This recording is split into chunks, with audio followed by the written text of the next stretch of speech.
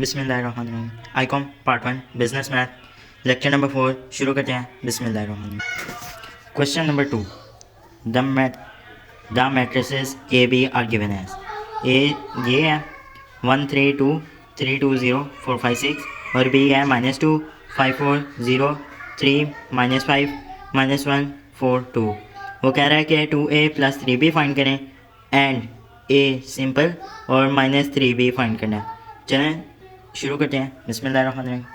ये मैंने आपको समझाने से पहले ही कर लिया था सॉल्व। ए की वैल्यू हमने लिख ली 1 3 2 3 2 0 4 5 6। बी की वैल्यू देख लेते हैं -2 5 4 0 3 -5 -1 4 2। वैल्यूज़ हमारी ठीक है। अब वो कह रहा है कि जो ए है ना उसको 2 के साथ मल्टीप्लाई कर देना है।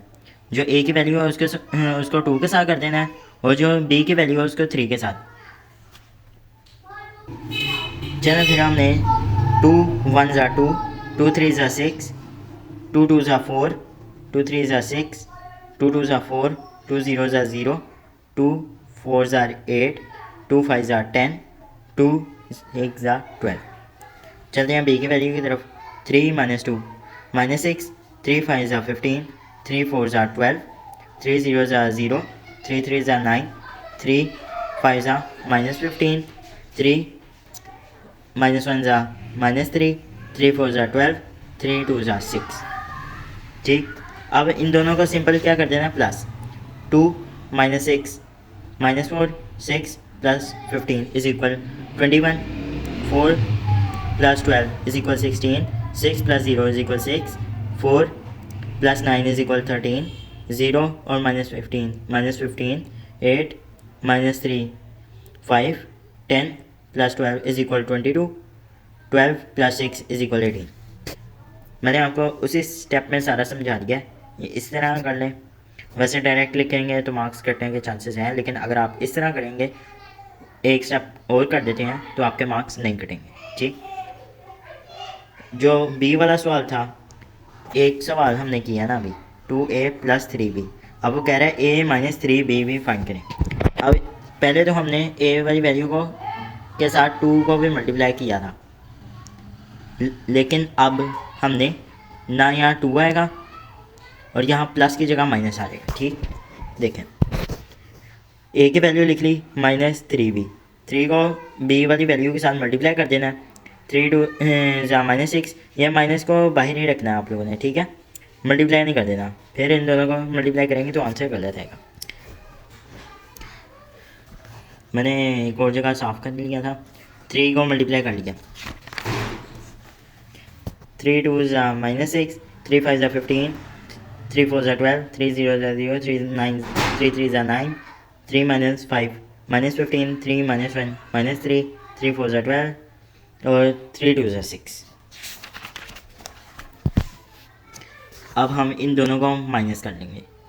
1 minus plus 1 + 6 is equal 7 3 -15 is equal -12 2 -12 is equal -10 3 -0 is equal 3 2 -9 is equal -7 0 + 15 is equal 15, क्योंकि प्लस होता है प्लस इज इक्वल है माइनस इज इक्वल प्लस और plus minus is equal minus ही होता है।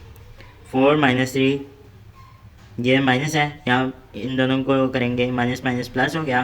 4 + 3 is equal 7 5 -12 is equal -7 6 -6 is equal 0। अगले सवाल की तरफ चलते हैं। क्या है अगला सवाल? इफ़ a इज इक्वल, अब 2/2 मैट्रिसेस दे दिया 1 2 0 1 और b है 7 -1 -3 1। Find x 3x - 2a is equal b। ये देखें 3x - 2a is equal b। सवाल है 3x - 2, जो a का उन्होंने मैट्रिक्स दिया हुआ था वो लिखा है, इज इक्वल b का जो उन्होंने मैट्रिक्स दिया था वो लिख लिया। ठीक, और अगले स्टेप में मैंने मल्टीप्लाई कर लिया 3x - 2 1 ज़ा 2 2 2 ज़ा 4 2 0 ज़ा 0 2 1 ज़ा 2 इज इक्वल है 7 -1 -3 और 1 के। ये वाला मैट्रिक्स यहाँ पे आके माइनस हो रहा था, यहाँ पे आके प्लस हो जाएगा। 3x is equal 7 plus 2 is equal 9 minus 1 plus 4 is equal 3 minus 3 plus 0 is equal -3 1 plus 2 is equal 3। ये देखें वही सारा आंसर आया। अब यहाँ पे ये x के साथ मल्टीप्लाई हो रहा था ना, इस इक्वल को दूसरी साइड ले गए, ये सारी वैल्यू के साथ अब ये डिवाइड हो जाएगा। 9 divided by 3, 3 divided by 3, -3 divided by 3 और 3 डिवाइडेड बाई 3। ये कटिंग होगी, 3 1 ज़ा और 3 9 ज़ा, 3 1 ज़ा 1 आ गया, 3 1 ज़ा -1, 3 कैंसिल हो गए, 1 आ गया, x आ गया 3 1 -1 1 के। ये हमारा आंसर है। क्वेश्चन नंबर 4 देखते हैं। Find a matrix x। इसमें अब उन्होंने क्या किया मैं आपको बता देता हूँ। जो पहले हमने ये 2x2 मैट्रिक्स के साथ किया था, अब उन्होंने 3x3 मैट्रिक्स के साथ दे दिया। वो इस बारे में वही यही कह रहे हैं कि फाइंड वैल्यू ऑफ x। चलें देखते हैं कि कैसे सॉल्व होगा। 3x प्लस a का जो था is equal b, matrix 3x is equal कर दिया, यहाँ पे ये प्लस हो रहा था, यहाँ पे आके माइनस कर दिया, -2 3 1, ये वैल्यू सेम रही, ये वाली वैल्यू के साथ माइनस आ गया, वहाँ पे क्या था प्लस था, यहाँ पे आके माइनस हो गया, और -2 -1 is equal -3, 3 -0 is equal 3, 1 -2 is equal -1, -1 -2 is equal -3, -2 -1 is equal -3, 0 -3 is equal -3, 0 -4 is equal -4, -1 -1 is equal -2, -5 plus 5 -5 is equal 0, क्योंकि माइनस प्लस कैंसिल हो गए थे। ठीक है, जैसे हमने पिछले सवाल में किया था, जो 3 इस साइड था x के, अब हम उसको तमाम वैल्यू के साथ डिवाइड कर देंगे। ठीक है, ये हो गया -1 1 -1/3, ये वैसे का वैसे ही रहेगा क्योंकि ये 3 के टेबल से कट नहीं होता। -3 divide by 3, -3 divide by 3, -3 divide by 3 is equal, इन तीनों का 1 आंसर आ गया माइनस के साथ।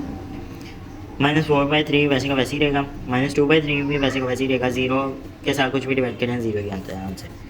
ठीक है, चलते हैं क्वेश्चन नंबर 5 की तरफ।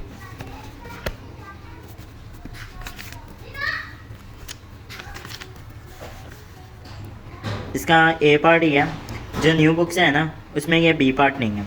ठीक है, इसलिए मैंने बी पार्ट नहीं किया। फाइंड x एंड y, वो कह रहा है कि x एंड y की वैल्यू फाइंड करें। x + 3 इज इक्वल 2 है, 1 इज इक्वल 1 है, -3 इज इक्वल -3 है, 3y -4 इज इक्वल 2 है। तो देखते हैं इसे सॉल्व करके क्या आंसर आता है। x + 3 इज इक्वल 2 है, ये पहली इक्वेशन हो गई। 1 इज इक्वल 1, ये इक्वेशन बराबर है। -3 इज इक्वल -3 के, ये भी इक्वेशन बराबर है। 3y -4 इज इक्वल 2, ये दूसरी इक्वेशन बनती है, क्योंकि इसमें ये y की वैल्यू कह रहे हैं और इसमें x। अब हम सॉल्व कर लेंगे।